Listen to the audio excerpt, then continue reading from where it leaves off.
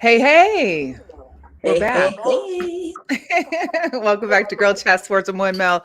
We have not been on for over a week now, so welcome Right. back. I had a little bit of a little siesta, a little vacation, little venture down south, so that was good and refreshing. And there's been a lot of stuff happening in sports as well Yeah. as just hot topics overall. So we're Yeah. definitely going to get to them. Our bingo card is getting full. March said, "Hold up, hold my beer because I have more things for you to mark off." Yeah. I didn't have anything any of these things on my bingo card, just so we're clear. I'm trying to predict April's bingo for the I don't month even that think we're we in. can. I mean, like the infamous Cat I'm gonna Williams write some said, predictions everything's down. I think I'm coming actually out gonna in make a sheet. 2024. Oh, yeah, you should make a sheet. We're going to post that so that we can just feel what you're feeling for this, for coming for April. Yeah, let me just see. I don't want to be that person, I but hear you. I need to make Hey, a sheet. welcome to the show. If you are watching, feel free to share. It's free. Give it to Yeah. your friends to watch and enjoy. We got a special guest coming up. You can also subscribe to us on YouTube at Girl Chat Sports. Follow us on all social media at Girl Chat Sports as well. Coming up, we do have a guest. We're rounding out Women's History Month, which Women's History Month is basically Women's History Day, which is every day for us because we Right. love women and we love Right. supporting women. So without further ado, we want to introduce Miss Kathy Murray. There she Hi. is. Hey, Thank you for welcome, having me. Kathy. Thank you. Yes. Thank Yes. you. Welcome, Excited to Kathy. be here. Well, we have so much to discuss with you, but Yes. first off, I know mainly what you've got going on at the moment is you're the author of the Munich Cowboys Cheerleaders, Yes, which is based on your true story. exactly. It's I was in corporate America, working for a Fortune 500 company. You know, you're out of college, you're excited for that first corporate job, and I hated it. I hung in there for 5 years, but I had always been in fitness, Okay. cheerleading, you know, group fitness, aerobics. Always was doing that on the side, and I got the opportunity to be a freelance fitness educator in Munich, Germany. Okay. And I just packed up everything. My parents thought I was crazy. I didn't know German, nothing about Germany, and I just knew, hey, let me figure it out. They're paying me, and I was doing certification programs for fitness, for the fitness Italians, mostly Wow. Germans, because you know they didn't know anything about group fitness, so they were bringing Americans over at the time to educate them. Mm. In one of my classes, they found out that I was a cheerleader at the Ohio State University. I had won the The championship. State. The The Ohio State. and she asked me, no German at this point. My German was not fluent yet, and they said, "Hey, come and check out the girls." They were cheering for American football team. They're called Munich Cowboys, Okay. and it's the book is based upon me not only trying to get in a new culture, language, you know, all the adversity, the racism that I was going through, but then I'm a coach and a champion. So I taught these girls. I mean, they were doing the best they could at the time, and it's just been me taking them to end up taking them to six national and two European championships. Wow. So that's Wow. the story of my life there. So talk about though, I know you mentioned obviously the adversity. I mean, you didn't know the language, moving to Europe and then the late Late 90s. '90s, yeah. How does that work for you? And of course, cultural wise, race wise. It was tough. You know, the language barrier. This was before Google Translate, so Right. you couldn't just Right. hit your device and speak. You You had a had book that you're looking little at. pocket dictionary, and I'm like, wait, you know, taking it out. But if you want to know a language, move to that country because you have no choice but to speak. You know, every day. I did take classes and things like that, but every day shopping and trying to ask for things. Um, uh, for example, I had my roommate was German, half German in college, and she was a journalist there.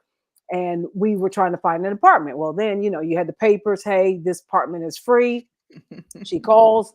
We're coming right over. I come over. They take one look at me and say, "Oh no, it's no longer available." Wow. So Lord. like two, three times, and she's looking at me like, "Wait a minute, they just said it was available," and I'm like, I'm showing up, and they're saying, no, it's no longer available for her. So those types of things, on my bike, getting pulled over by the police, constantly being, showing you have to show your passport to know that you're legal there. Yeah, it was a lot. I think once I started doing the book, that's when I thought, wow, you really went through it. And you didn't give up. Like, I what didn't. made you stay? What, like, some people like us, we'd be like, Eh, girl, I'm if done. we're not gonna do it, we're gonna leave. You know what I mean? Forget this. This ain't it. But what gave you the insight or the divine wisdom to stay? What spoke to you to make you say, you know what, this is something I can go through, and it's gonna be a purpose at the end? Like, what made you just not quit? I think being an athlete helps because Okay. you have your good days and your bad days, and you get knocked down, and then the next day is a new day. And I knew that I did not want to return to corporate. That just was not an option. So I had to figure it out, and it was my choice to go there. So it was like, you have to make this work. You have to learn the language, and you have to um, take the getting pushed out of line. They don't do cues like we do. We get in the line, it's just a free for all on the public transportation. So that, and then just praying to the creator, saying, look, I'm here for a purpose. Yeah. I don't know what that is yet. I'm going through a lot of it's very isolating when you don't know the language and everybody is speaking, you don't know Absolutely. anything. So you just have to just say, okay, I'm going to suck this up. And I had a lot of good German friends that would say, here, let me help you with the pronunciation. How do I ask for when I order? How do I, the cultural things, like everything is green, like glass, brown glass, white glass. Everything had, they were very green there. So even back then, you had to recycle everything. And but just Wow. learning, yes. I started my personal training business there, so I had to speak German. Obviously, with the cheerleaders, that my German became very fluent because I had to coach. Right. So, and they speak English. Luckily, they have to take English in school, so they could Okay. understand some English. But that really caused me to just say, okay, I got to coach and I got to teach in German. Right. So where did it come from? Like, are you sitting down and think, this is a story, it needs to be written? Did someone approach you? Like they knew about the story, they knew about what was happening over there for the Munich Cowboys cheerleading squad, or how did this come about? I have a client. Her name is Martha Hall Kelly, and she is a historical fiction author. She's a New York Times bestseller. And you get this relationship with your clients. And I was always telling her she was writing her first novel, Lilac Girls, and she said, Amazon, the Audible approached me about doing an Audible original. And I was like, oh, great. I'm obviously cheering her on as a new author. And she said, you've been telling me all these stories about Germany. I just think that's so fascinating that you went over there, didn't know anyone, it got into the culture and learned how to teach German, taught these girls, nothing about cheerleading, but just taught them how to stunt, how to tumble. Then when they said there's a championship, I was like, okay, Fighting gloves are on. let's just do it, And I saw, nobody. I was an American, only American instructor there, so that was good and bad because we got Right. discriminated a lot, with me being not only American but Black. But being And Black. then they were Yeah. coming up. We were coming up. I'm like, okay, they're going to say, what's Munich doing? And sometimes it was great, and sometimes it wasn't. We did a perfect routine and we got 10th place. So just those types of things, that adversity for the girls too, because they didn't understand. You hit the routine, you have your difficulty levels. These are the things they're judging on. It's a slam dunk, and then sometimes that didn't happen. So Martha Hall Kelly, I owe it to her. She thought my story was great to make a book. Into an Audible book, and I will be releasing it in an ebook and a paperback.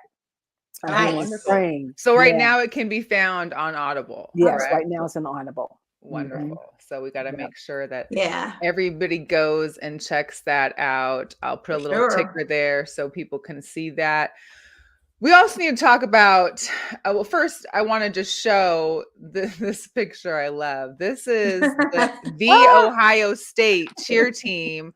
This was the championship team. Is that correct? Yes, that was actually in Hawaii. They did not have a show at the time. It was we performed the competition live at the Hula Bowl Wow. then, and this was our semis. They broke it down to just the top two teams, us and Kansas, University of Kansas.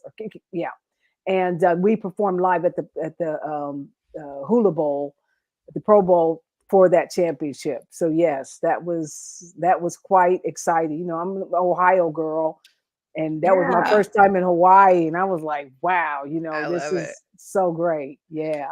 Talk to us though about how you've seen cheer competitions and now cheer in the Olympics. Like how does that like how do you feel inside with that? What are your thoughts on the I mean just seeing that cheer team there that you had was like maybe what 10, 12 people. We had Uh, 14 at the time. like like Yeah. the local school here, University UNLV, has won numerous championships in cheer Yeah, and they advanced have. competitions. They've got like 20, 40 people out there now on these full-on Right. platforms. My girlfriend in Hawaii, she comes to Vegas for these cheer competitions for her daughter. I mean, the business is booming. When I tell you the money that people spend now on these Right. cheer competitions, the uniforms, Exactly. the hoodies, the sweatshirts, the memorabilia, it's just like It's a serious thing. unbelievable. Unbelievable. It's super I'm so serious. excited because we finally get recognized as a sport. I mean, we work year round. I cheer for football and basketball. So you start in the spring, you try out, then you go to camp, then you start football, then you have postseason football, then it overlaps with the beginning of basketball.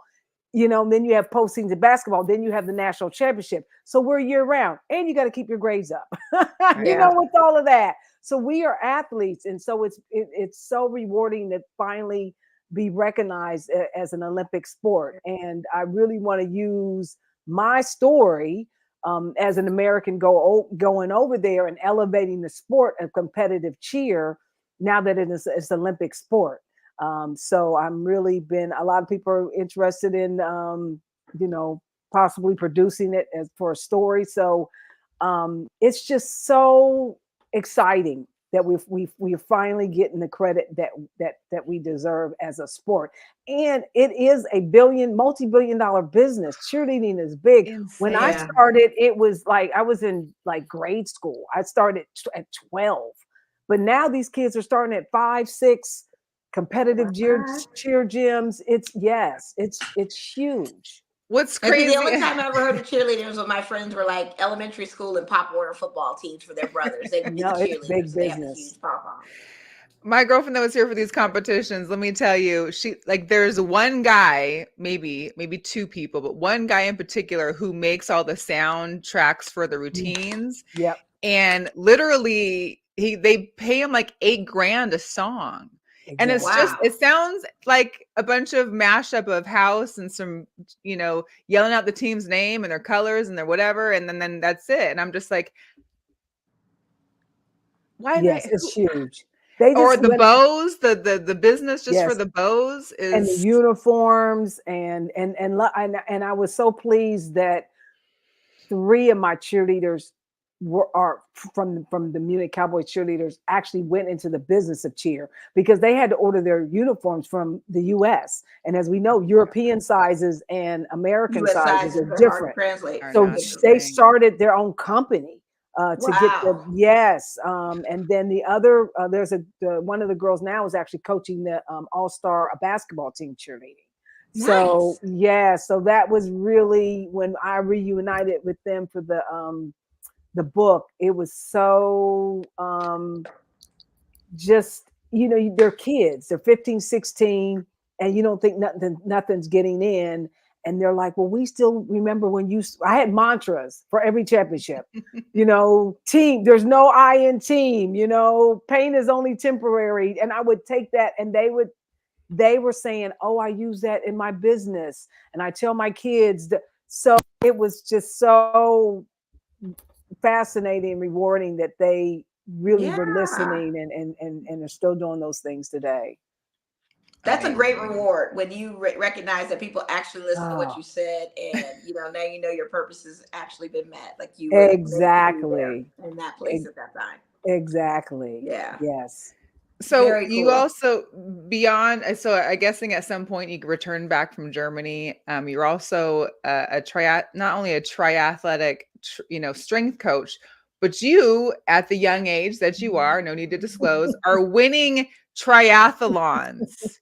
No, I Yes. want her to disclose. This is this is girl power at its finest. I don't mind.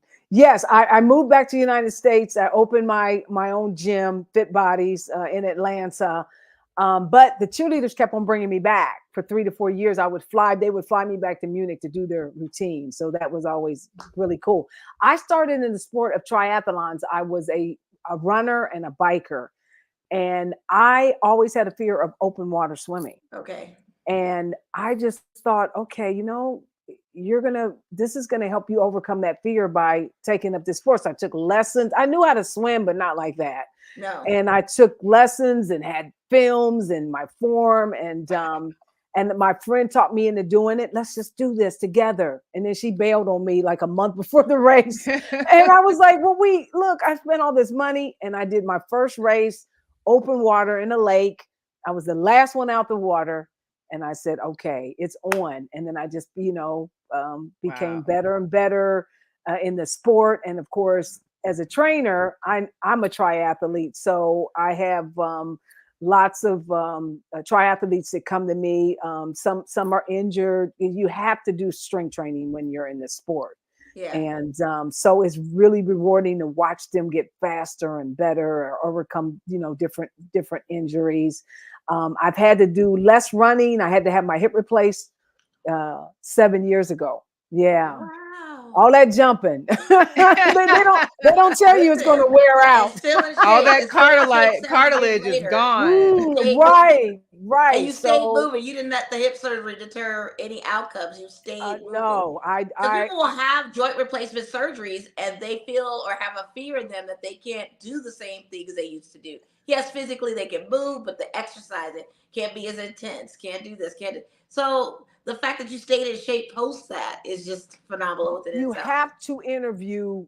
I interviewed 4 surgeons because some of the first surgeons were like, sit down, get the hip replacement and sit down. And I knew I wanted to race again. Right. Yeah. And the fourth one was like, yes, you can race again. You can run if you want, that type of thing. So I knew going into the surgery, there's 2 different approaches. One's on the front and one on the side. I knew the one in the front was going to get me up quicker. I swam and I biked. I couldn't walk or run because there was a cartilage on cartilage and was bone on bone. Right. Right. That's But phenomenal. I just said, okay, if you're going to do this, there was no handbook. That's a book also that I want to write, that you have to be in really good shape, at least, upper body, core. And I was able to come back fairly quick. 4 weeks after surgery, you can get back in the pool and get back on a stationary bike. And I went through rehab and I just worked my way back and I just designed my own walk run program because you can't, right, about 4 months. And then about 8 months after, I said, I'm going to do my first race, 8 months post-op. Now I was walking, quite a bit and doing short runs, but I did that 8 months post-op and then 9 8 months. months post-op. Yeah. 9 months post-op. Nine I months mean, post-op. We had a trip that we had scheduled at the Grand Canyon.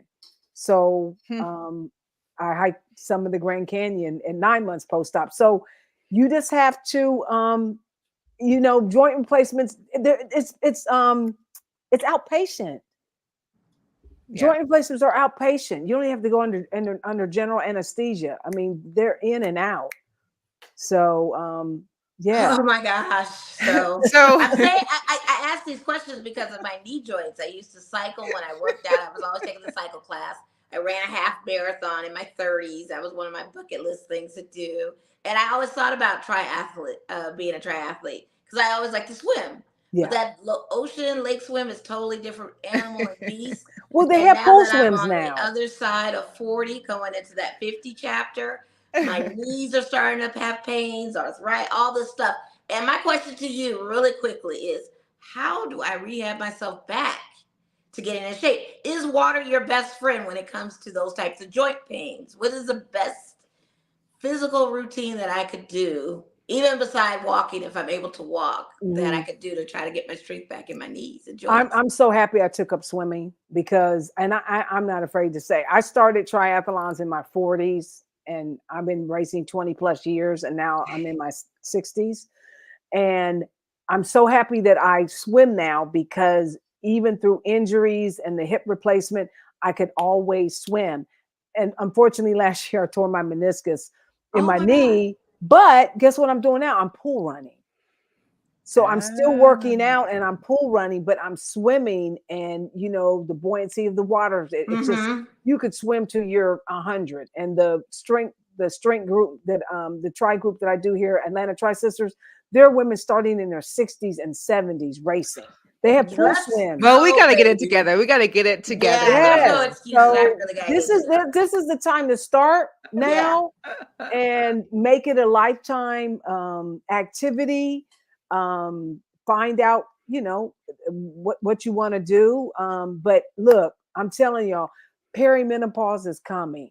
Well, it's here, and I was going to segue into the next thing of that. Listen, Because I'm in It's Perry. real, and It is strength real. training and being I'm in the fit Perry, is- so I have to ask. It is full, disclosure for me because we're on the pod. I don't even care because I'm speaking to women in my age group that probably are going through this. How do you handle it with your mind and your mental strength? Because at the end of the day, it's emotional at times for me. So I just don't know how the mental blockage is. Now, endorphins from working out makes you so happy, and I love your energy because I feel like you're so in shape and the endorphins are just kicking in. And I just need to know, with being in perimenopause, 1 minute I'm up, 1 minute I'm down. Like, how are we able to manage that through our exercise and through all of that? How do we have that mental, get rid of that mental block? It is, because you have definitely that brain fog is real. I It started at y'all's age, and people kept on telling me it wasn't. It was in my head. I was too young to be having hot flashes and, you know, night sweats. Everyone just kind of poo-pooed it, and I couldn't speak to my mother, of course, because they threw her into like menopause at like late 20s, because if you had like a fibroid, they just took their whole uterus out. Sure. They just took everything out. So she, you know, I couldn't say, hey, when did you go through it? But I started going through early. But I read a lot of books, I researched, and then for me, everyone is different, but for me, the bioidentical hormones help balance me, because I mean, as a trainer, anyone, I don't care what your profession, you're not sleeping, you're sweating, you know, I just couldn't, I just couldn't go up. That was not going to happen. I said, and you know, said what's great now is that there are groups, there's books. Some people start off with natural hormones, and then, you know, so you have to find out what works for you. So yeah, it's great that we're talking about this now. Yeah, that was My good. mother's, you know, my mother's age, it's like you didn't talk about it. So right. I mean, you're seeing the stories of like Halle Berry and other people that have talked about theirs, how they got started, and doctors not giving them the misdiagnosed on a lot of them. Hallie's was a misdiagnosis. We need these conversations. Yes, you're right. And you just have to keep going to different physicians until you get the right person. Because you know, you go to OBGYNs, some of them do hormone replacement, but some of them do not. And some of them say, no, that's bad, and you're going to get cancer, this, that. So you just have to figure out what's going to work for you. Yeah, got it. Definitely. Yeah, all right. I know you're on the East Coast. We don't want to keep you up too late. But if there were like a top 3 things, like to get someone, perhaps Mo and I, to get started back on our health journey, like what are the basic, like top 3 things that for us or anyone else out there listening needs to do to really get back and get focused? I think the easiest thing for people to start with, if you know, if you don't have any, I know you talked about knees and things, but walking I've started to walk now. I've started to that's walk more because, now. the Weather's getting pool better. is a good thing, but you still got to change and go to the pool. Yeah. And, so walking is just moving. Yeah. If you're a sitter or you're a desk sitter, get a stand-up desk. I have a stand-up desk, so I can stand and sit, so you're not sitting all the time. Yeah. And probably the number one thing, which everyone's going to hate me for, is you got to get the nutrition together. Mm-hmm. You no know, more fried catfish and fried okra. I mean, you got to balance it out. You can't have all my chocolate. You have to balance it out. I mean, I always tell my clients, you cannot exercise your way out of a bad diet. Sure. And Kathy, real quick, is intermittent fasting a good thing? I usually stop eating my meals at 6 and then start back again at 6 in the morning. Is that something that really helps women at our age and our condition and anything like that? I think you have to, again, some people, the intermittent fasting for me, especially because I'm an athlete, I have to eat every 3 to 4 hours. So for me, it doesn't work. I do know people that it does work for. Definitely, like, try not to eat after 7. Don't snack and do that. And now look, we're watching March Madness, so everybody's eating. Right.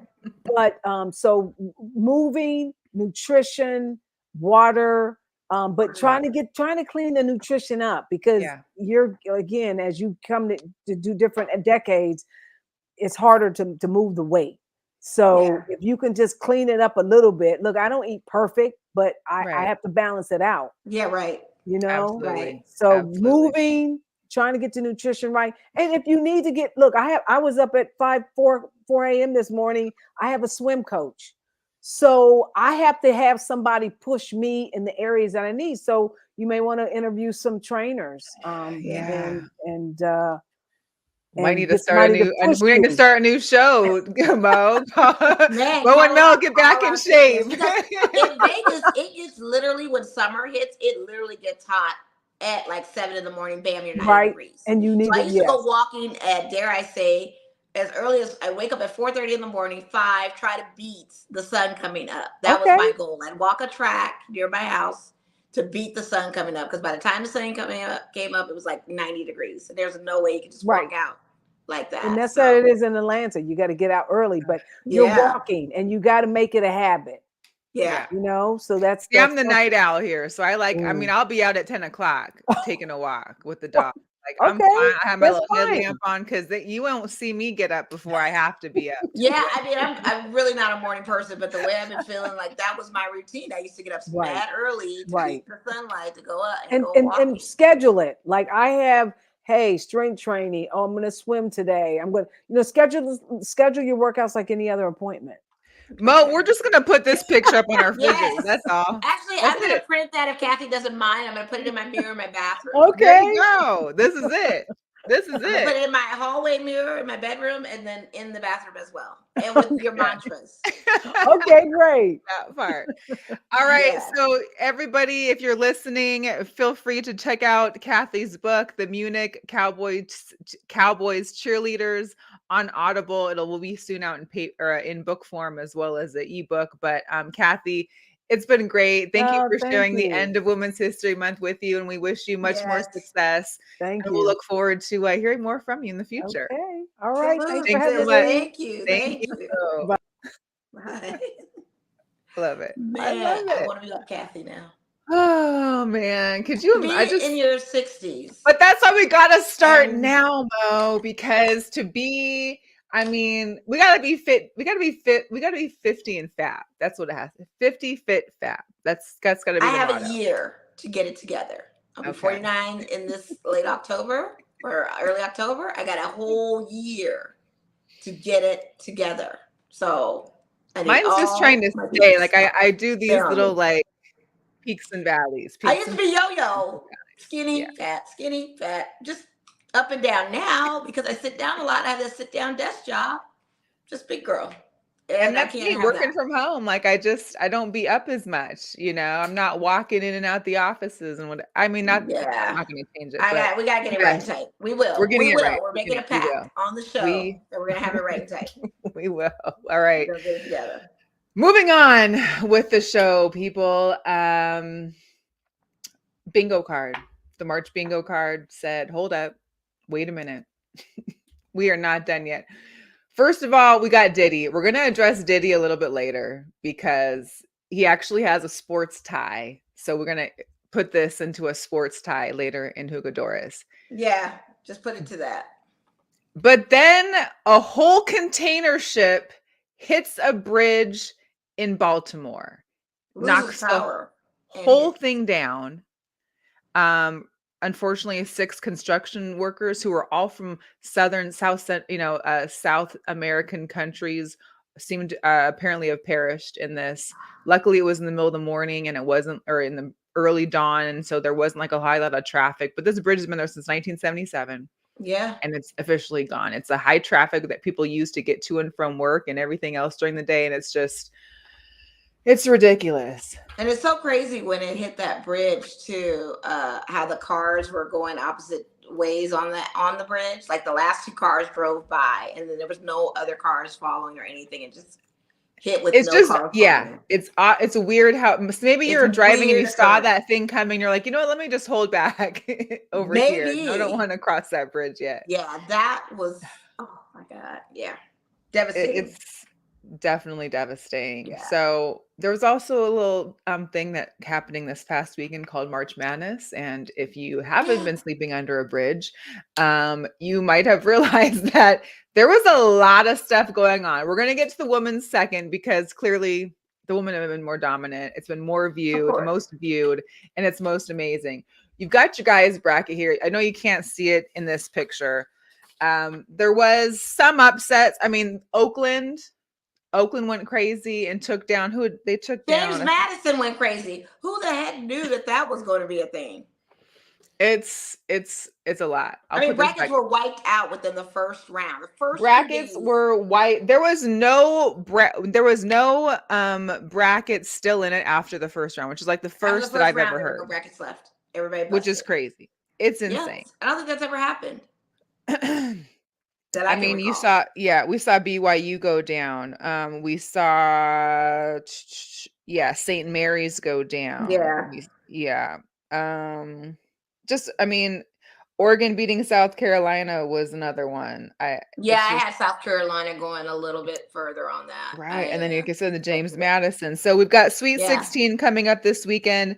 Their games, I believe, are later on Saturday and Sunday, or Friday, Saturday. I might have to check it and look on that. Yeah, because I didn't bring my bracket with me to see what the heck. But this is the funny one. This guy got a note from his neighbor. Dear neighbor, I hope this note finds you well. I've noticed that recently the noise from your TV, along with occasional screaming, along with clapping, has been quite audible on my apartment. While I understand the joy that's coming from with watching your favorite show or sports, I kindly ask that you be mindful of the noise level, especially at night. Thank you for your understanding and cooperation. Warm regards, your neighbor. Hey, it was sweet. It was nice. But there's some people that are definitely loud, and I was loud in a few of these women's games too. It's definitely something that it's March Madness. And it is March Madness. It made me very dizzy with the upsets. All the upsets were just coming bam, bam, bam, left and right. And I just got so dizzy. I just couldn't. Got crazy. So March Madness, the Sweet 16 actually kicks off Thursday, which is tomorrow. So we've got 4 games tomorrow, 4 games on Friday, and then the following week. Yeah. Whew, jeez Louise. Yeah, it's gonna be bad. It's gonna be crazy. We gotta talk about the women. Listen. To say that the women's basketball has been watched more than men's basketball would be an understatement this year. These teams that are moving on to the Sweet 16 are full of names and faces that you will be seeing one day in the WNBA or possibly the Big Three. We'll get to that later. Yeah. But between Iowa, we saw Caitlin Clark, the numbers for them, they had over, I think it was 4 million. They had 4.9 million viewers on ESPN for Iowa's win over West Virginia on Monday. on Monday. I was one of them. 4.9 million I viewers. watched that game too. I watched it until they were blowing them out. I said, I'm watching this. We know where this is gonna go. Most viewed women's basketball tournament ever, excluding the Final Four in a championship. Yeah. Okay. And it's also the most watched men's or women's game to this year. I believe it. All that We is saw true. South Carolina's dominance going There's in. no myth. I have Iowa and South Carolina duking it out for the final, and I have taken South Carolina, who is less favored now to win. Iowa is the favorite. Well, this is the thing is that we've been talking, well, I've seen all over the news too, is that home court advantage is something because Iowa was struggling. Right. Iowa was struggling with West Virginia. That game was, I mean, that was what, 64. It was closer throughout the game, but that game was close. The LSU game was super close. They were even behind by a bunch up until the last few minutes where they got that. I think that was a 10-point lead they ended up winning by, but that was their home court. So it's going to be interesting once it moves away from the home locations and gets into, I believe it's, they're not playing in Arizona like the other one. No, it's Indiana. Where are they playing? Tennessee, I thought, right? No, it's like Indianapolis or. Oh, okay. I can't even read it on here. Either way, that is the matchup. I have no question in my mind. I don't think either team is going to get upset during this journey, and I think they're going to make it all the way to the finals. It's just a matter of which team is going. But you also are going to have Iowa against a great Colorado team. Yeah, the Colorado State team, or I'm sorry, the Colorado team is. Listen, they got a baller on there. And you also have USC and Baylor, but this UConn and Duke game too. The Stanford ladies were struggling. I thought they were struggling against Iowa State. That was a really close game as well. Went to overtime. They're going up against NC State. So I feel like that could be a close game as well. You got Texas and Gonzaga, Oregon State and Notre Dame. There's just ballers everywhere. Still got Iowa going all the way to the end. Yeah. I honestly think LSU may lose to UCLA this. Well, I have UCLA. I had UCLA and I had UCLA going to Sweet 16. I was actually looking at my women's bracket, and I'm still like, the only team I busted on was first round, and I can't remember which school. But everything that I have so far on one side of it has not been busted. Like, I've been like, okay. The women's Miss Ball D said Portland. Are they? I mean, I know some of them are in. That's not where is that where the Final Four is for the women? Is in Portland? I thought it was somewhere. No, where's the championship game though? Yeah, because I think the Final Four and the championship is in the same city, but I don't think I didn't know it was Portland. Yeah, and no, because they have two Portland. I thought one division plays in Portland, the other. No, they've got two playing in Portland 4 and 3, and then 2 in Albany. Yeah, that's Cleveland. That's it. Yeah, Cleveland is where the Final Four is. Yeah, the men's. Yeah, I have my bracket sheet with me, but it's listed where they're playing, what cities are those. Yeah. So, if you don't know already, you guys, because everybody's bracket was so screwed, they are giving everybody opportunities to complete the Sweet 16 brackets to get. Oh, I created one. I already did it. I created it. I haven't done it yet. Bring it with me. Yeah, I've been busy. I was ready. I was like, you got to give us a chance. I said, even if they didn't give us a chance, I was going to make my own Sweet 16 bracket. I was just going to cut off that side and just. You've got to bring it out and redo it. Shoot. We got to speak about the newly formed Dodger, of course, that's gotten to himself or into the media some. Shohei Ohtani, there's been the hoopla in regard that they calling it the Ohtani Gate in regards to apparently his interpreter basically stealing $4.5 million out of Ohtani's bank account. So here's the deal. The first story was the Ohtani paid off his debts. And so he knew about it. But then the story changed and it was he didn't know anything about it, that the money, mind you, $4.5 million at least, was somehow removed out of his bank accounts without him knowing. Yeah. unless his interpreter, I don't see how the interpreter's moving $4.5 million out of his account unless he has like some kind of like, if his name is on the account with him, is he share an account? Does he have like power? Was it power of attorney or something you got to have to use someone's account information? Does he have a driver's license with Shohei Ohtani's picture, you know, with his information on it and his picture? Like, I don't. Yeah, I was suspicious too, but I pretty much. I don't want it to be. I mean, here's the deal, and then who's his financial people? Nobody saw this. Nobody goes over his books and thinks. I really didn't want to even think about this, being that this season of baseball is coming, and how we were so excited, or I was excited as a Dodger person to have Showtime on our team. And it seems like I'm still excited to see him. Yeah, we have a scandal of some sort. And my biggest fear was, are they going to suspend this guy if he willingly knew that this guy was embezzling money from him? Then there was a press conference with no cameras allowed and a written statement and different things of the statement. So I don't want to question none of this, because I want our Dodgers to make it to the promised land and have a World Series. Like, we have no excuses with Ohtani on our team, but it's going to be crazy if they were looking into the investigation. Going to have a little asterisk by it. Like, I don't even want to do it. I don't want to be bothered. I was like, I can't talk about this right now.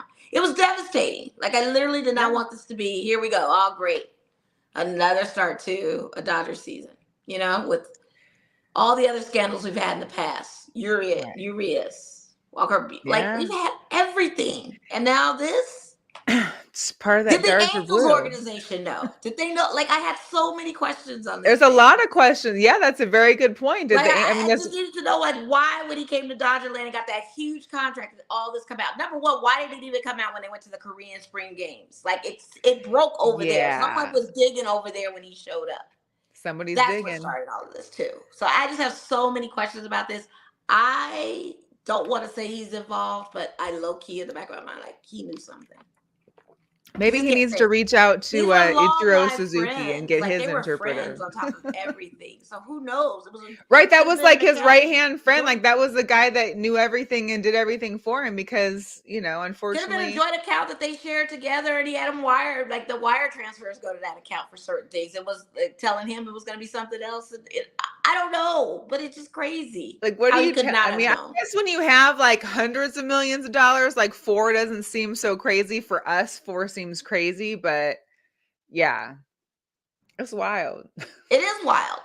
And then he had this impromptu up and you're married now. Like, just so much stuff was going in line with this. Well, I mean, you know, Japanese culture is not necessarily big for tabloids or, you know, being out there in, you know, the public eye and being all, you know, social media'd out. So that wasn't so much surprising that we didn't know about maybe the wife or his, you know, fiance or getting married. But this is a little, I mean, because I feel like, you know, coming from an Asian family as well, is like, you kind of watch over your money. You're able to calculate. You're going to notice when a chunk of money has gone out your account. I'm going to notice gambling World Soccer. Which is big time gambling. A lot of people bet on World Soccer. For sure. It can make or break you. I'm not dismissing it. But it's just that you don't know nothing. This was like your left arm. This was your ace. Like, this was your guy. Like y'all ain't hanging out having a beer at the house and he mentions, yo, I just put like 300,000 down this game. Mind you, his salary was either 250 to 300,000 with the Dodgers when they were going to sign him as his interpreter.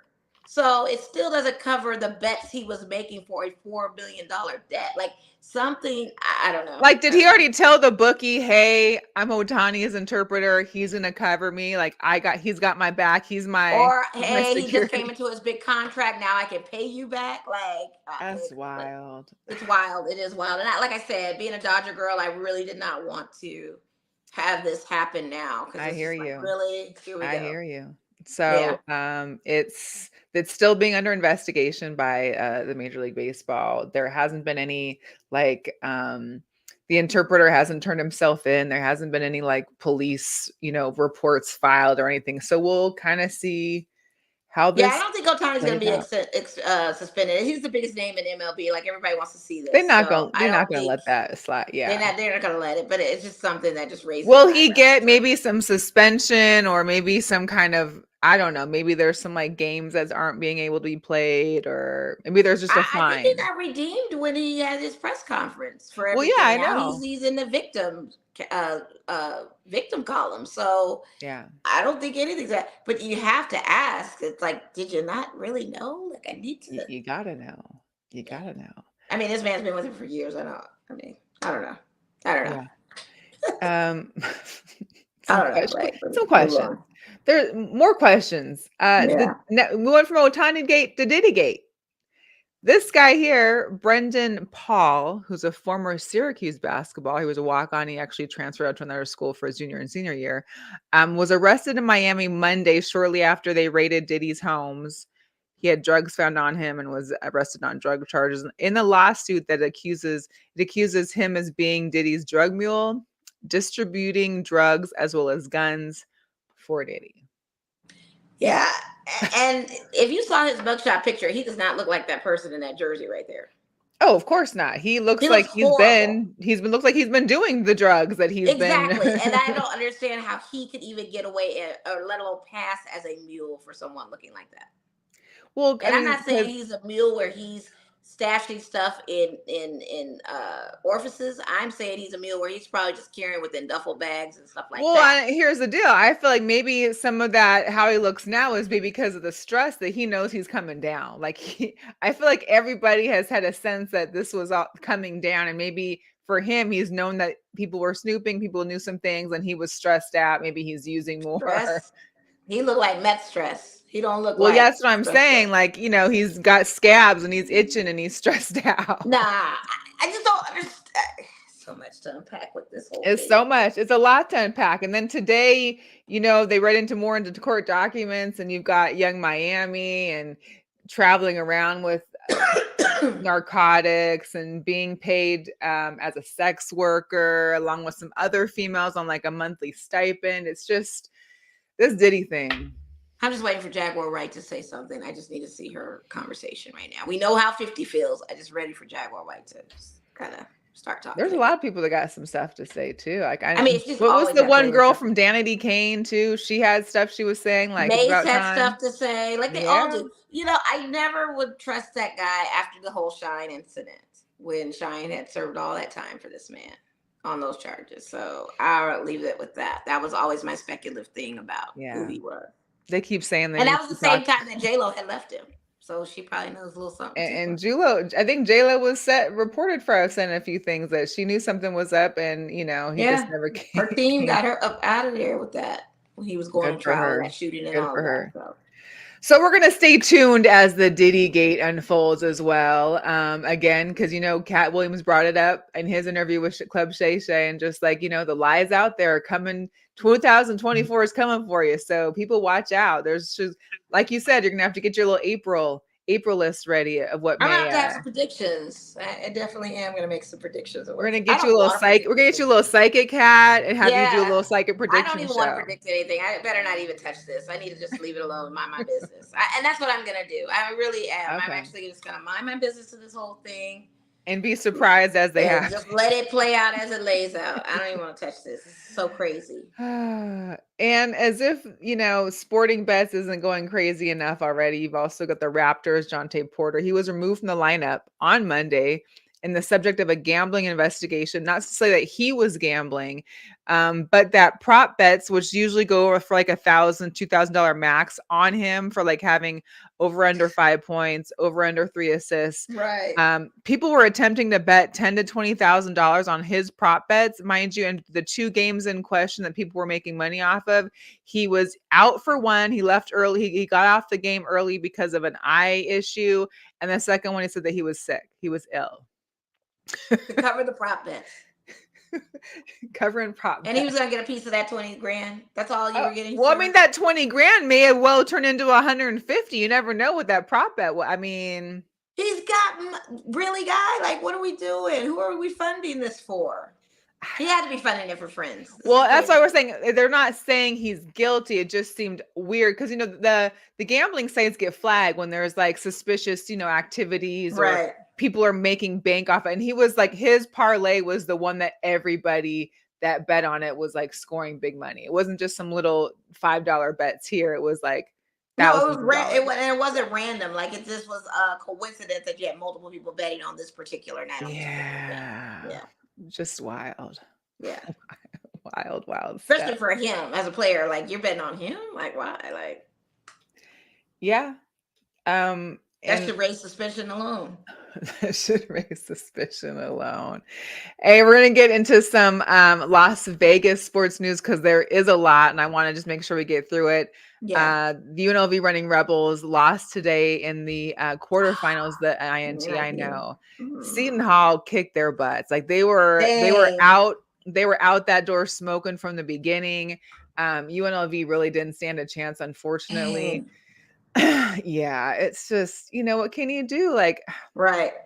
But that's, that's them. They've had to take 2 west to east coast trips back and forth. They had to go play. They beat out they beat out Princeton, came back home, played Boston College, went back across and played Seton Hall. So, but respect to them because that's, they made it happen. They got into the quarterfinals. So, what can you do? What can you do?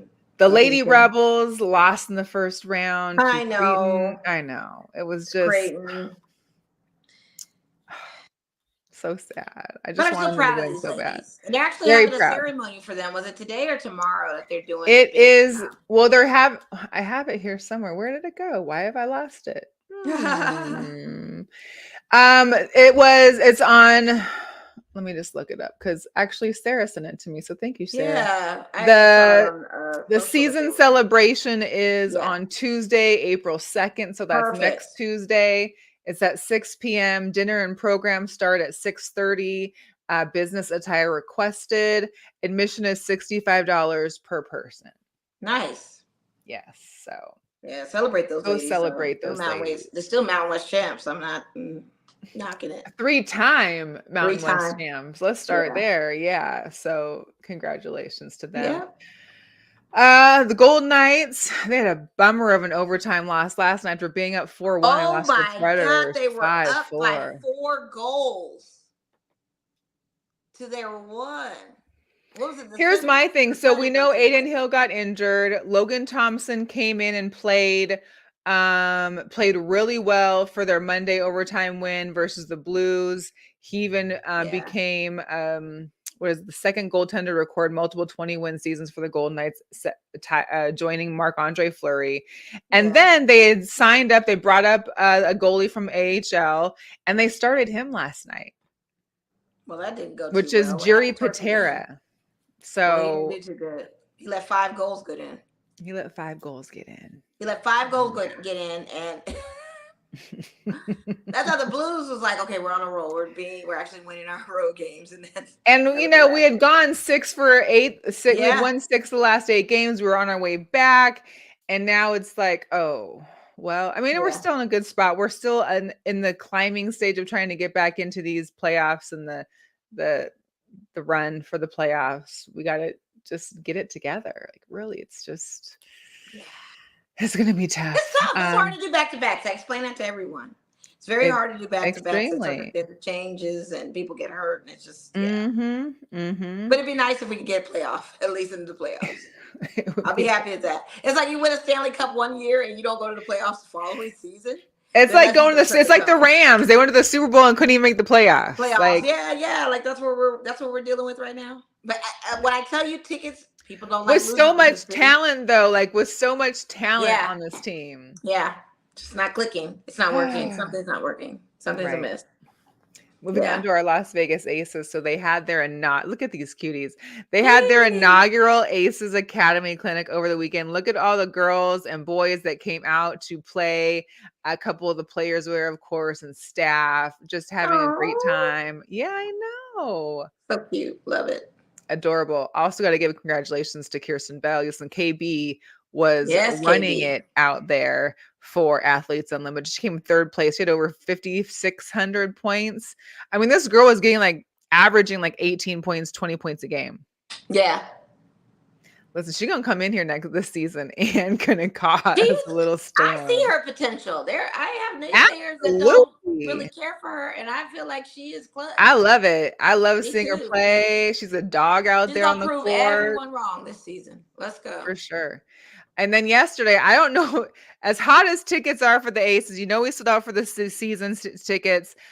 Single tickets for the game versus Chicago Sky on September 3rd at T-Mobile Arena. Those were released yesterday. I don't even know if there's tickets left. I didn't check, but supposedly they released tickets yesterday. So if you wanted a single ticket, you did? It's $150 in the lower bowl. What? Yeah. Look at them make some money. Okay. Yeah. So there's seats, especially up on the second level. You could definitely get seats. Those tickets are like on the second level, $74, which isn't bad. $60 to $70. That's almost like a Golden Knights ticket, really. 100, yeah, basically 150 is what I looked at when I saw. Listen, And what most happens of them were sold out at the bottom. Like I'm just looking for one little aisle seat, and it's right. The blue dots on the Axis app are really like turning into gray quickly. The team is on fire. Yeah. Fire. Shout out to Kelsey Plum, who is doing her dog class again. She went over to South Carolina and recruited Malaysia Full Wiley as well as Raven Johnson. These two are amazing women, two young ladies. So they're going to be part of the dog class this year. I'm sure we'll see more from who else she gets into her group for this year. Kelsey also got a tennis commercial coming up. I'm not sure who, but she was posting her little tennis outfit and had a couple of videos. So make sure you get on her Instagram and check out Kelsey. I saw that today. She's got commercials left and right. She's got the commercial for the legal, whatever the lawyer one, the legal Zoom, I think it is, or something. She's got a lot of stuff going on. So big ups to her. Big 3, the draft and the combine are coming back to Las Vegas, May 24th. Is Caitlin Clark going to join the Big 3 for the $5 million? The $5 million. Will she do it? So there's the thing is that obviously the WNBA and Big 3 overlap as far as season wise goes. Right. I will say though, I don't even know if the WNBA will allow it, and they're like, if in the bargaining they can do something like that, allow her to play it too. I don't. Yeah, because it's too late for her to rescind her offer of entering the draft. Had she known prior to, she probably couldn't. She probably said, "I won't enter the draft this season due to." I mean, I feel like she could always say, "I'm not going to enter the draft," but then she already announced she's entering. Though, how do you go backpedal on that? I don't know. I feel like people have entered like the NFL draft and take it back. Can't you or no? I don't know. But or will she be the first person that's allowed to be able to do two things at once? I don't see how it's possible, because what happens if you get injured in Big 3 and then you now can't perform for the WNBA?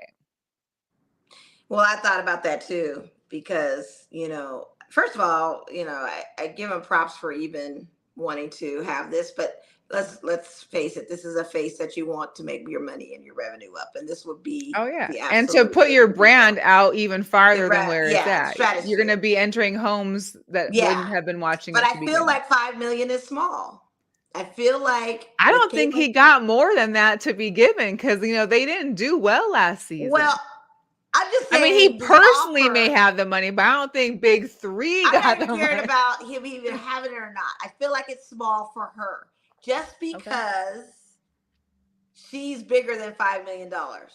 What is her dollar amount? I don't think her dollar is $5 million. Her are already like $3 million, so I think her dollar is double-digit mil. I feel like what the heights this woman can go, regardless of where she goes, she's now like worldwide. So I think worldwide is not $5 million. That's the thing that I look at. I'm like, her value. What is her value? What would her value be? Because to me, I don't know if the $5 million is very generous. It's very nice, but I feel like her value is going to catapult, especially when she joins the WNBA. Forget whatever she gets. The money is going to be even more than the offer of the $5 million, in my opinion. This is a woman we've never seen. This is also like catching, Jordan when he's still in North Carolina and ready to enter the draft. Like, Nike caught him when he's ready to get into the league and gave him Absolutely, but that's the same thing with branding and everything else that's going to go with this woman. It's got her value. It's a nice offer. Like, I'm not an agent. I don't know, but if I was an agent, I'd be like, It's cute, it's nice, but I'm seeing where this is going.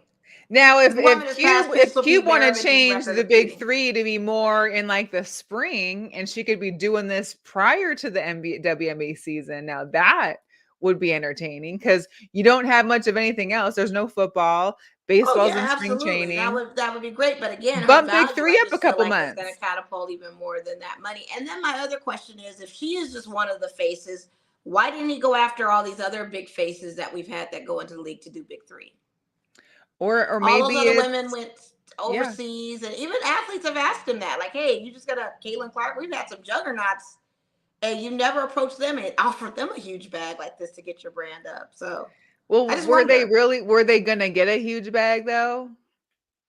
I don't know. Think about it. Like, what if I mean, he were to I go mean, if you were after? gonna make like a full roster in a women's league or a co-ed league, like I get it, inviting more people and paying more people to be out on it. But I think when you're looking at, let's just You're looking say at a even current player, not past players. Most of the big three are past players. But what if they right, were current players? What if you did go after a Kelsey Plum? What if you did approach an Asia? What would that have looked like? But when Caitlin right, Clark comes now, like rules have changed, you've got a current, physically young, active player joining a league of veterans. So I'm just wondering yeah. how that didn't happen with the others. Just curious. And that's why I say her value is more than Yeah. 5 million. I'm gonna tell you that right now. Well, I The think woman is doing things and NIL changed shattering. the whole thing too. Like, She's, having NIL deals has changed the whole yeah, spectrum absolutely. of sports and sponsorships and deals and Yeah. everything else. What's up, Dre Bailey in the house? What's up, all Hey, down? Dre. Hey, what's good? My boy. So yeah, we'll see what transpires from that. And if you're like me and you haven't gone to a Vegas Thrill game, that's our professional volleyball league here, I just want to personally invite you because I feel like this will be the game that I do attend because I haven't been to one. The 80s night, Oh, 80s that's cute. music, costume contest. It's industry night. The Thrill will be back Monday the 8th. So it's like a week and a half away at Dollar Loan Center. I like that. I like that. Listen, I got 80s stuff ready to go. So Yeah, that's super cute. I like that's that. not And the going to be a Thrill have been problem. balling, actually. I think they only had a couple losses since they've started this.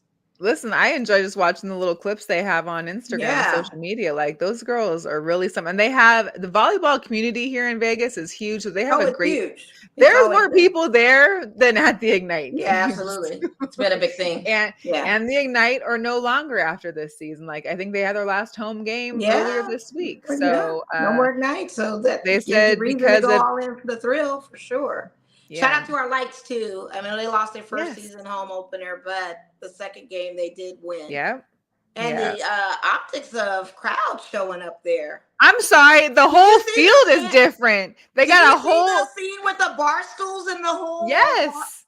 What And the- I was looking at it on the camera and I was like, wait, that's not I had the to watch it sideline, a is couple it? times to make out what that was. They are leveling. I don't know up what in Jose a has way done or what money he's put in, but Yes, listen, I need this. to be at Cashman to see this. It looks I gotta go to a lights fancy. game.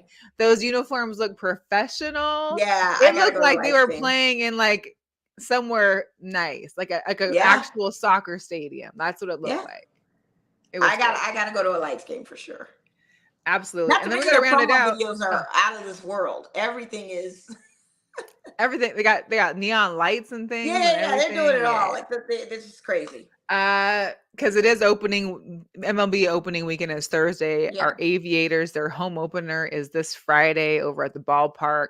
Saturday, windbreaker giveaway. That one just has my name on it, but I got plans Saturday, whenever it's a day game.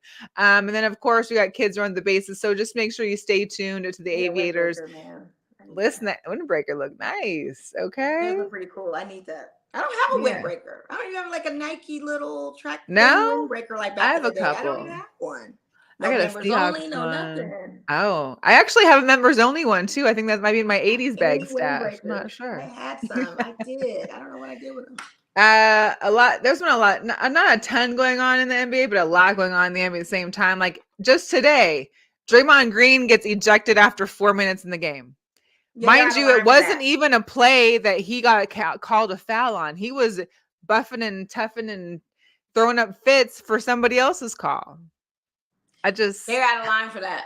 They should never have ejected him. I know what they're doing. It is Florida. I won't. And Draymond and the Warriors are a very outspoken team on a lot of social issues. And sometimes these refs take stuff personally when it comes to them. I'm so glad they were able to pull off a win. I was saddened to see Steph Curry crying out of frustration and anger of all of that. Yeah. They were out of line to eject this man out of this game. Draymond was questioning him with such passion. They got in their feelings. And well, I they're mean, wrong. And Draymond's sometimes it's passion. like Draymond, you just got to kind of hold it in if you can. But I know what that was all about. That they just don't rock with Warriors. They're too outspoken. They're too socially conscious. Steve Kerr has always been, and you're in Florida. Yeah. And like I said, you got people with personal beefs and they will take it out on you. It's a lot going on. But I didn't go political like that, but I honestly think that's what it was. And, we also saw how we've talked about this before numerous times, how a 20-point lead don't mean nothing nowadays. I mean, Monday, the Celtics lose a 30-point lead to the Hawks. Last night, your Lakers double OT winning over Milwaukee and having been down 15 points. Like, numbers ain't nothing these days. Like, you could come back from 20 points like it's nothing. I remember numbers aren't, because it's all a 3-point game. These guys are shooting threes, so they're quadrupling their points. We had 3 triple doubles in that game against Milwaukee from 3 Laker players. Crazy. 3 Crazy. 3 triple doubles. Austin Reeves being one of them too. Like, come on. But shout out to Golden State winning tonight. But I watched that clip and I'm like, they're out of line for doing that to Draymond. But that guy was not trying to hear it, and he just was like, tech, and then he double teched him and just said ejection. Like, that's crazy. Well, there was some time between the first and the second, but Draymond didn't stop either. I mean, Draymond. He did not even when the rest of his team was around him trying to like be like, yo, they're trying to like divert his moving to like away. Yeah, like he just can't. He can't. He's very outspoken. He's very passionate. You've seen him on his podcast. Yeah, he's probably I wonder if he's gonna talk about it, but I know that's probably what it was, that Florida thing. I'm sure it was. Seriously, like they own some. Oh my God, they own some stuff. But anyway, I'm glad they won. I'm glad my Lakers won tonight too. Yeah, good. Against Memphis, we moving on up. But what's up with your boy Caruso? That was a little fight. That fight was wild. I don't even have a clip of it, but when I tell you he got thrown across the half court line, it looked like he had one of those like what's those little wind things the guys wear in football when they're running? They got the little kite behind them, and or someone just pulls them back. It looked like someone just pulled him straight back after he got that hit. He got that little hit, and then he went off and decided to take matters into his own hands. Yeah. Caruso ain't gonna let you pop him, honey. I appreciate seeing some of the physicalness these days because it's getting very physical. There were 3 fights in a row from 3 different teams. One night it's like brawl after brawl after brawl on each game. It was like March Madness. I was like, the NBA teams are going mad, and then the March Madness, because those refs were letting things go. I was like, ooh, yeah, ooh. It's kind of nice to see those like 80s, 90s basketball elbows and camouflage net grabs and chokeholds happening out there. It's just Dylan Brooks got choked up on that jersey. That jersey pull is everything. Man. Hey, he deserved it though. Even though he was wrong. Honestly, that could have been a very, very serious injury for, I forgot it went down on the court after the push. I forgot it was too, yeah. I don't know if it was Jalen Johnson or one of those guys, but it could have been real serious because he never got up during that whole kerfuffle. So I don't know. That was like March Madness going crazy. Everybody's mad their brackets busted. They taking it out on people. They taking it out on everybody. Yeah, everybody's. Hey, we got to move over a little bit into the NFL. The owners and coaches meetings have been happening in Orlando. Of course, we've seen the infamous owner or coaches picture that everybody's been clowning that they do every single year, which is hilarious. Yeah. 4 commanders, right? Kind of clustered up in a row. Yeah. 4 commanders. All now coaches. All the baldies together. Yeah. You had, and then people are asking, Mike Tomlin wasn't there, and other coaches that didn't show up. What's going on? But hey, there was a lot of questions. Hey, but one of the big ones that's happened is they decided to do away with the hip drop tackles. So there were players that were very against that, as this has been trying to happen. They tried to do it last year, didn't pass. So, this is the tackle they're talking about. JJ Watt said you might as well just fast forward and put belts and flags on him. TJ Ward was not impressed with it either. But Kenyon Drake, who actually got hurt off of this type of tackle, was like, hey, this is what we need. Let's save the ankles and legs and hopefully cut down on the injuries. So two sides of the story. I wasn't too opposed with this one as much as the other one. Yeah. What was that? I said I wasn't too much opposed with this rule than I was the other, the next one you're about to talk about. Oh, the new kickoff rules. The kickoff rule is stupid. It's stupid. I'm sorry. We're gonna. Oh, hang on. I think I did that wrong. Let me see. I wanted to try and get us on because for those that don't know, I found a great video that pretty much explains it, but I want us to give our reactions as they're watching it. So let me.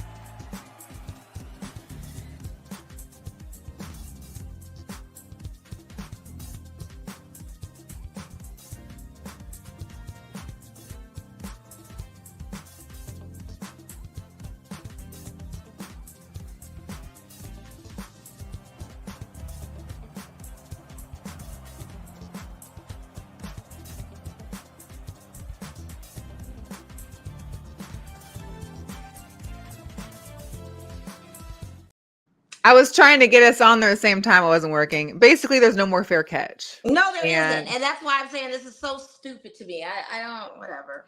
It's like going back to like what kind of what XFL did. So you not only do you have your kicker kicking off usually the 35-yard line. So most of the defenders are now moving farther up. Nobody can really move until the ball hits. They got to stay in their zones. So they're gonna be frozen until the ball hits frozen until the ball a person or hits the ground. Come on. And let's say you're a terrible kicker or a terrible puncher, and your ball goes automatically out of bounds. Oh, the ball's going to go out of bounds many times in this season. And that ball is going to be on the 40-yard line. Yeah. That's like, you're already there. I mean. It's dumb. It's the dumbest thing. I have to see it in real time, but I just think it's so stupid. So stupid. Yeah. They're also going to be playing 2 days on Christmas, which happens to be a Wednesday, which is weird to have football on a Wednesday. So we'll have 2 games on a Wednesday for Christmas. Bears and Texans are going to be in the Hall of Fame game, opening up the season in Canton on August 1st. And the Eagles will be playing in Brazil week 1, which will be exclusively on Peacock. So for all those people that are BSing about Peacock, you might want to get on the train or not, because man, Peacock's living right now. I'm loving Peacock. Catch up on listen, tell me about it. And then guess what? The in-season of Hard Knocks next season will be an entire division for the first time. So it won't be just one team. They haven't picked it. They haven't told us. Well, they haven't told us yet. So this is not the Hard Knocks that preseason. This is the Hard Knocks in season. They're gonna be it's gonna be over a whole division. My guess it was probably gonna be like, something depending on how the Steelers go or how the NFC East goes. I was gonna say it's gonna be the NFC East. Watch. Yeah. But they just did the Cowboys. I don't want to focus on them. I really don't. But whatever. But it could be the AFC East, because wait, isn't that it could be Jets because Rodgers back? Yeah, I don't know. I think it probably will be the focus on the Steelers, though. You might be onto something there. It depends on how the start of the season goes. Yeah. So we'll see. Yeah. We'll see how and who's willing to? Because Tomlin may not want to be. He's not that guy to be really camera guy like that. So I don't know. But so neither was what's his face, and he still had to do it. Or Rodgers having to be on there. Not that it was a coaching thing, but I don't know. We also have opening day tomorrow. Yeah. Two of the games have already been rain delayed, which I don't know how that happens a whole day in advance. But Are they down in Florida? Because I know Tampa's having some trouble Oh, right is it? now with the Oh, weather. see, I didn't Yeah, it's even bad. actually bother to look at where they were. Yeah. I just saw the first two. Really? Is it that bad right now? Yeah, it's really bad. Flights are like Not delayed. Really? Yeah. Like 4 hours. No, it's the Mets and the Phillies. Oh wow, okay. So Braves and Phillies, Brewers and Mets. It And says the East, rain wow. makeup Yeah. on March 29th. I don't know. So far, your Dodgers, I know it's hard to read, but the Dodgers are favored for the favored World Series, but for the we got to World see how this Series. Ohtani thing pans out, and if he can get his mental space and head back into the game, and it doesn't distract him, and hopefully the fans can just kind of like make sure that we just make it about showtime too. Right. And Yamamoto, both of them. Yeah, I figured that we were going to be high odds You once said he got this, in. and I immediately my stomach was like, Yeah, I was like, I'm not a big chocolate person, but I want to try this. Listen, I love s'mores. The campfire s'more action looks great. Look at how the chocolate hardens on the outside of that. Yes, That that's what I'm thing is saying. huge. But you're in Chicago with that too, with that weather. Like, can we do that?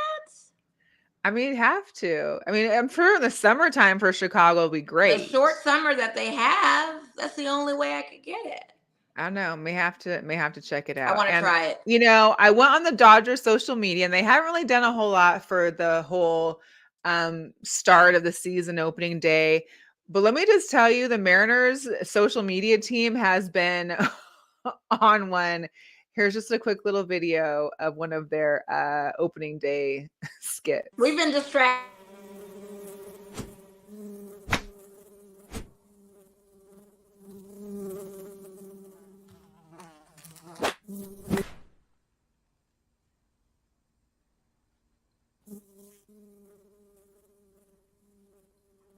No fly zone, huh? Were they on the odds list too for making it to the Super Bowl? I mean, what was that? To the World Series? Were they on the odds sheet too?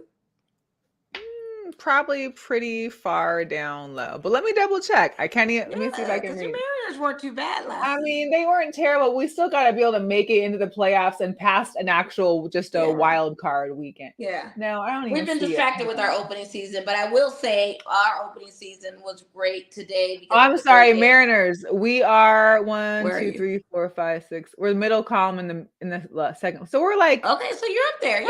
We're in the top half. So, you never know. We had an opening day celebration. If you happen to be in the California area, Mookie Betts was at a Cane's working. Had a huge turnout today. So that's our pre-opening day. Let me Cane's. Yeah, you guys have obviously been busy with that. We've been busy and we've been distracted with some other stuff. Or busy trying not to post anything because nobody wants those comments. Mookie to save the day. And 3 of our Dodger players they listed today, including Mookie Betts, whole contract net worth's over $1.4 billion. So and you re-signed your catcher. That Freddie catcher Freeman, and I think Bueller that we got that are average that are totaling $1.4 billion. Just those 3 players on their contracts, and then we did restructure. Yeah, we got somebody back. Catcher, $140 million for 10 years. We got Will Smith back. Yeah, wild. Wild. Man, talk about it, right? Yeah. A couple of WNBA news though, real quick, because the ladies will be going back to Canada to start the season. They will have a Storm versus Sparks. I think it's a preseason game. Maybe it's season May 5th. So they'll be up in Canada to play again, which will be cool. Just a shout out to Dawn Staley. And of course, her dog is there with her. Because, it was National Puppy Day a couple days ago. Yeah. So she had her dog there with her and said that her dog wasn't going to provide any feedback unless he has a nameplate for the press conferences. I love it. We have been going over time. I just want to get really quickly to some girl power before we go. I got to give it up for both these ladies. So Iowa State's Audie Crooks, who's a freshman, had 40 points on 90% field goal shooting over Maryland on Friday. Now, Iowa State couldn't get past that second round, but when you say Audie Crooks, like, listen, Stanford, I think Stanford beat them. It was kind of, and I think Natalie had sent me the thing. She was like, I feel like the coach Vanderveer just whispered in her ear, like, I'll see you in the transfer portal. Yeah. So Yes.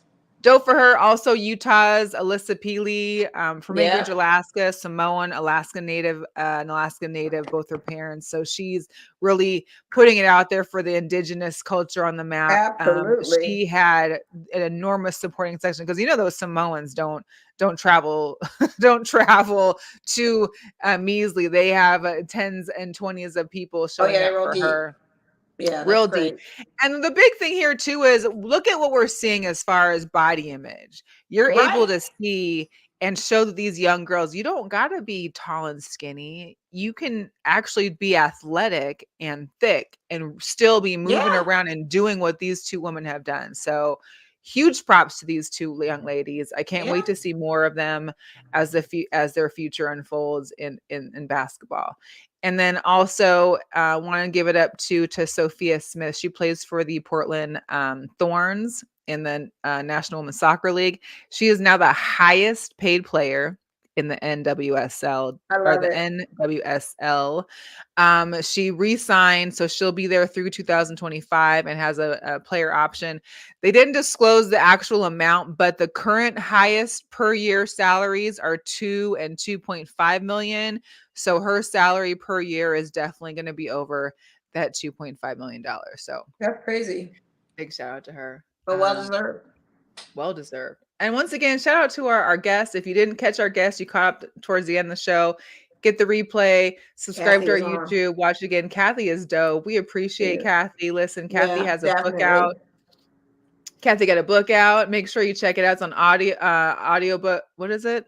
Amazon audiobooks. Yeah. Amazon audiobooks. Yes. The Munich Cowboys Cheerleaders. True story based on her story. So that was amazing. And that's it. That's it for us. We're going to roll out this Women's History Month. We're going to keep on rolling into next month. And I guess we'll see y'all in April. How did we get to April already? Yeah. And happy Easter, everyone. We got Easter Sunday. Happy Easter. So happy Easter, man. It's coming fast. Team. Weather's getting better. Hopefully, not this weekend. Out here in Vegas.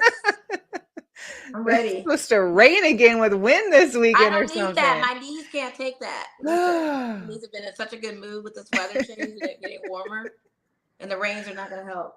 I hear you. All right, y'all. Well, we appreciate you. We're going to catch you next week. So stay tuned. Yes. Thanks for coming in and joining the chat, everyone. We're out.